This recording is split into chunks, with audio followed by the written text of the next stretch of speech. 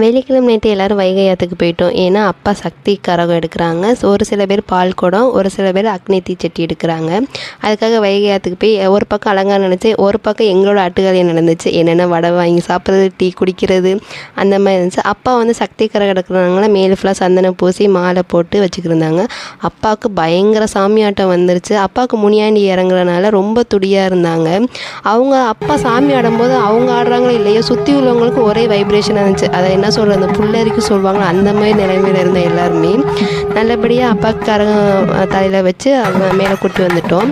வர வரைக்கும் அப்பா வந்து சரியான சாமியாட்டம் தான் சொல்கிறது. ஒரு பக்கம் சாமியாட்டம் பார்த்து இன்னொரு பக்கம் பசங்க இந்த ட்ரம்ஸுக்கு ஆட்டும்போது ஜாலியாக என்ஜாய் பண்ணிட்டு வந்தாங்க.